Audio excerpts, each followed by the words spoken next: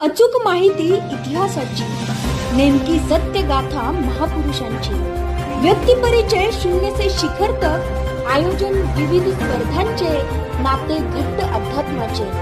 पाहून सबस्क्राइब करायला विसरू नका आपले सर्वांचे डॉक्टर वर्षा आडचौरे यूट्यूब चॅनल। मुक्त आनंद घन दिवाळी 2023 या वारी विशेषांकातील आजचा लेख, वारी एक आनंद यात्रा। लेखक आहेत डॉक्टर देविदास पोटे। पंढरपूरची वारी म्हणजे वारकऱ्यांचं आनंदाचं निधान, आनंदाची वाट।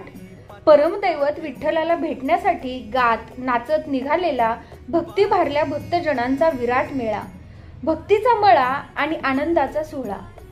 वर्षभरातून एकदा येणारे वारीचे 15 दिवस म्हणजे वारकऱ्यांना संसाराच्या नित्य नैमित्तिक तापातून मिळणारे विश्रांतीचे क्षण, मनाचा विसावा। शरीर वारी बरोबर चालण्याच्या श्रमाने थकते, पण मन मात्र आनंदाच्या एका तन्मय लयीन झुलत असते। वारी म्हणजे इंद्रायणी ते चंद्रभागा असा भक्तिमय संगीत प्रवास। तीर्थाकडून तीर्थाकडे, नदीपासून नदीपर्यंत। नदी ही भक्तीची सहचरी, भक्तीचंच रूप, सतत वाहणारं, प्रवाही, तरल आणि पारदर्शी। वारी म्हणजे सहजीवनाचा अवीट आनंद। भजन, कीर्तन, भारूड, गवळण अशा विविध प्रकारातून भक्तीचे रंग फुलत राहतात। टाळ मृदुंगाचे ध्वनी आसमंतावर भक्तीची रांगोळी काढतात। ज्ञानोबा तुकाराम या नामगजराने शरीर मोहरून जाते, मनाला धन्यतेचा अनुभव येतो। अभंगातल्या शब्दांचे भाव मनात आत खोलवर उतरतात। त्यातला उत्कट ओलावा कधी कधी डोळ्यांद्वारे पाझरू लागतो। तना मनाची जणू समाधी लागते। मी कोण या जाणीवेचा विसर पडतो। आजूबाजूचा निसर्गाचे हिरवेपण आपल्या पावलांना गती देते, पुढे जाण्याची शक्ती देते। मेघांनी भरून आलेल्या गच्च आभाळातून आषाढ सरी आवेगाने कोसळतात, उन्हाने तापलेल्या वाटेला शांत करतात। आपल्या उन्मादाने कोसळणाऱ्या पावसाच्या धारा ओल्या चिंब भिजवतात। उन्हाची तापलेली गरम लाही शांत होते, हव्या हव्याशा वाटणाऱ्या गारव्याने शरीर तरतरीत होते, मनाला उत्साहाची पालवी फुटते। ऊन पावसाचा खेळ सुरू राहतो, आयुष्यात सुख दुःखाचं चक्रही असंच सुरू असतं। ऊन पाऊस काहीही असो, शांत स्थिर वृत्तीने आयुष्याची वाटचाल करीत राहणं हेच आयुष्याचं तत्व आहे। सुख दुःखाला समान मानून सामोरी जा हा संतांचा सांगावा आहे। गीतेतही भगवान कृष्ण सुख दुःखे समे कृत्वा लाभा लाभो जया जयो या शब्दात हीच निरंतर शिकवण देतात। वारीची परंपरा अतिशय पुरातन आहे। इसवी सन 1516 मधील ताम्रपटांवरून वारी 6व्या शतकापासून प्रचलित होती असे अनुमान निघते। 8व्या शतकातील आद्य शंकराचार्य यांनी लिहिलेल्या पांडुरंगाष्टकम या स्तोत्रामुळे या अनुमानाला पुष्टी मिळते। देवाला भेटण्याचा आंतरिक ओढीतून वारीची परंपरा जन्माला आली। 13व्या शतकात संत ज्ञानदेवांनी वारीला नव्याने अधिष्ठान दिलं। वारकरी परंपरेला त्यांनी ज्ञानाची भक्कम बैठक दिली। ज्ञानेश्वरी, तुकाराम गाथा आणि एकनाथी भागवत ही वारकऱ्यांची त्रिवेणी आहे। ज्ञानेश्वर हा विठ्ठल भक्ती मंदिराचा पाया, एकनाथ हे आधाराने खांब, तर तुकाराम हे मंदिराचा कळस। काटेकोर नित्यनेम हे वारकऱ्यांचे वैशिष्ट्य। ठरलेल्या परंपरेत खंड नाही, अंतरीच्या भक्तिप्रेमात, जिव्हाळ्यात कुठेही अधिक उणे नाही। तोच अखंड नेम, तीच आतली ओढ, तोच उत्साह, तेच उत्कटपण, भक्तिरंगाचा तोच लढीवाळ जिव्हाळा। मणीचा निळा सावळा उमाळा, टाळ मृदुंगाची तीच लय, पंढरपूरची तीच अनिवार आंतरिक ओढ, तीच भक्तिमय भारलेली वाट, संतांच्या अभंगवाणीचा तोच तन्मय अनुभव, संगीताचा आवेगी ताल, तनामनाला मोहरून टाकणारी धुंद लय, एकच रंग, भक्तीचा रंग, भारलेल्या स्वरांचे तरंग, भक्तिरसात चिंब भिजून आलेले अभंगांचे शब्द, अभंगच नव्हे तर गवळण, पद, विरहिणी, वासुदेव, गोंधळ आणि भारूड। संतांनी लोकभाषेत अध्यात्माचं सार उलगडून सांगितले। गहन कठीण विषय सोपा केला, इतका सोपा की यापेक्षा सोपा करणं शक्य नाही, एवढा सोपा। म्हणजे त्यांनी कठीण सोपं लिहिलं। म्हणूनच अनेक शतकांचा काळ उलटला, पण ज्ञानोबा तुकाराम या भजनाचा रंग तसाच अखंड अभंग राहिला. संतांचे अभंग खरोखरच इतक्या वर्षानंतरही अभंग राहिले आहेत. वारकरी अभंगवाणीचा मराठी मनाच्या आणि मराठी साहित्याच्या जडणघडणीत मोलाचा वाटा आहे. वारीचा प्रवास शतकानुशतके सुरूच आहे. याच वाटेने ज्ञानदेव गेले, तुकाराम गेले, अनेक संत गेले. त्यांच्या पवित्र पावलांची धूळ अजूनही वारीच्या वाटेवर जणू अंथरलेली आहे. वारकरी परंपरेला प्रेरणा व चैतन्य देण्याचं काम ते अजूनही करतायत. हे कर्तृत्व अपूर्व आहे. या कामगिरीचं कौतुक विठुरायालाही आहे. विटेवर युगानुयुगे उभा राहून अखंडपणे भक्तांची वाट पाहत तो उभा आहे. संत ज्ञानदेव आपल्या अभंगात पंढरपूरचं वर्णन करताना म्हणतात, अवघाची संसार अवघाची संसार सुखाचा करीना. अवघाची संसार अवघाची संसार सुखाचा करीना. अवघाची संसार अवघाची संसार सुखाचा करीना. अवघाची संसार अवघाची संसार सुखाचा करीना. आनंदे भरीन तिन्ही लोक आनंदे भरीन तिन्ही लोक आनंदे भरीन तिन्ही लोक आनंदे भरीन तिन्ही लोक. तिन्ही लोक जाईन गे माये जाईन गे माये तया पंढरपुरा. जाईन गे माये जाईन गे माये तया पंढरपुरा. जाईन गे माये जाईन गे माये तया पंढरपुरा.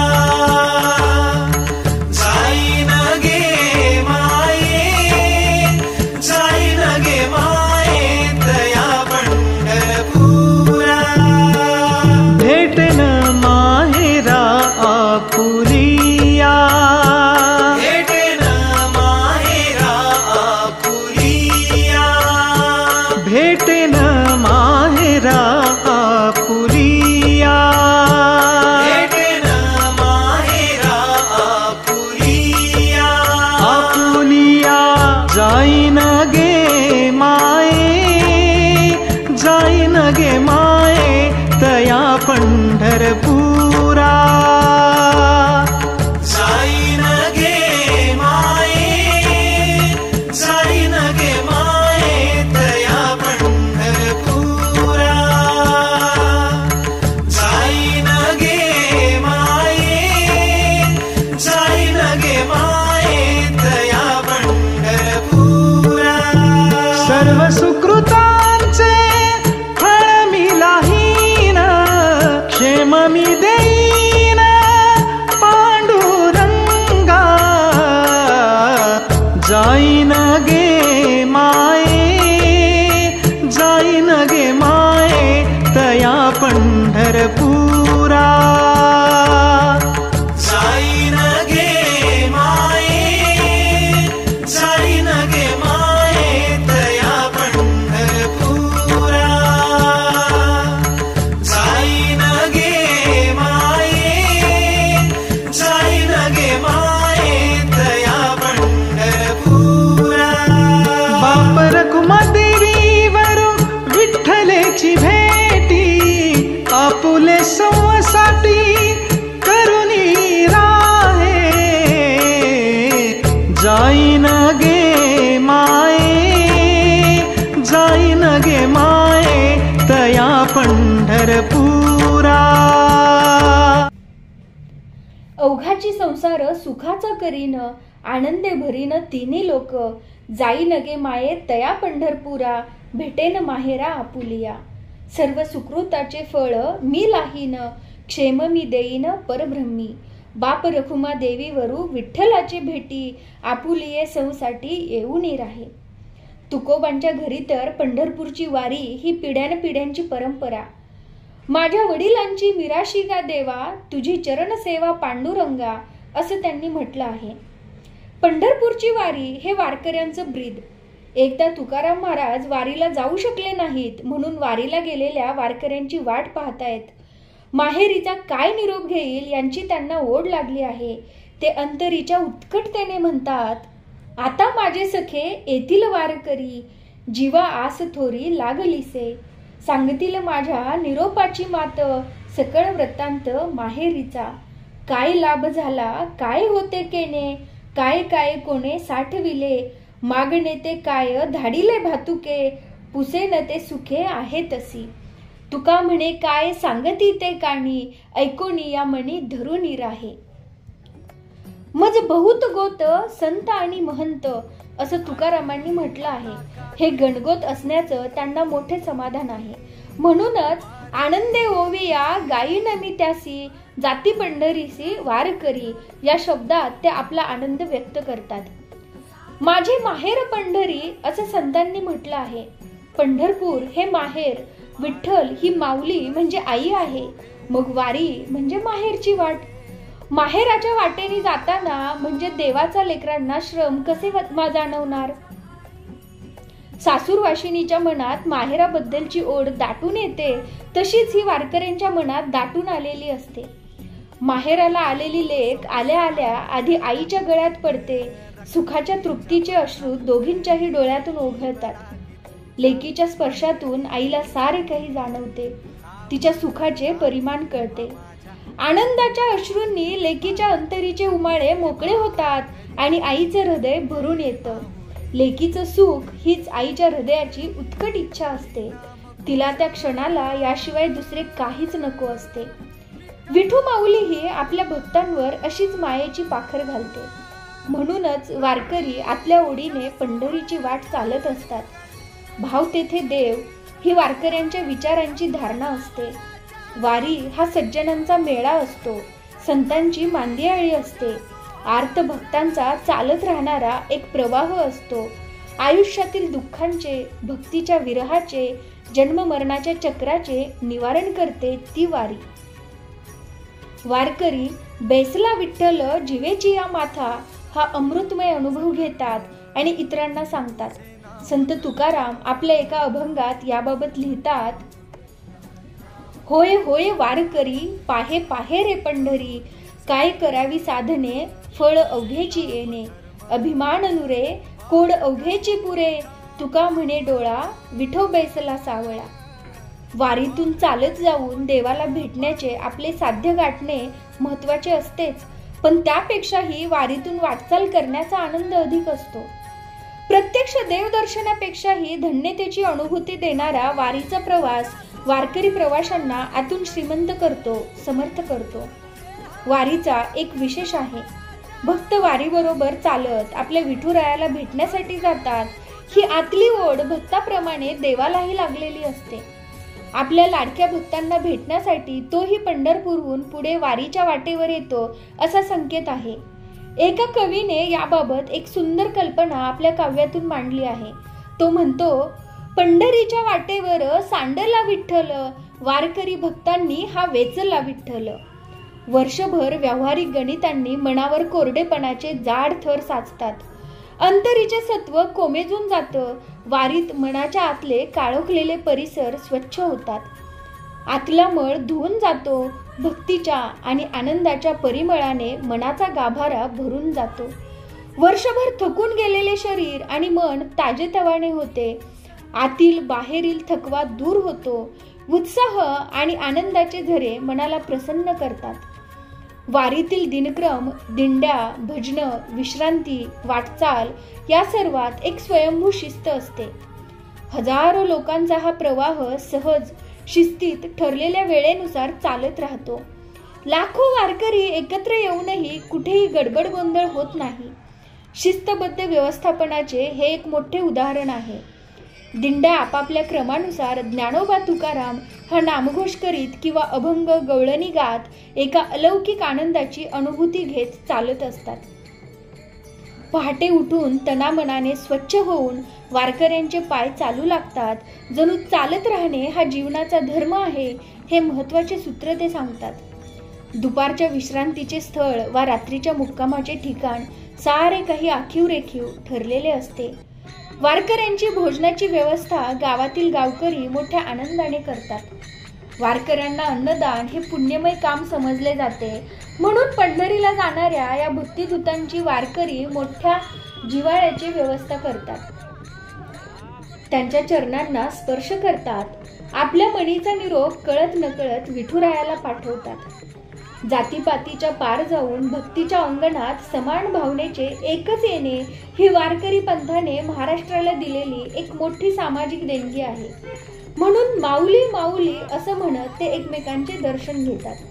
एकमेकांच्या पायांना आदराने भक्तिभावाने स्पर्श करतात.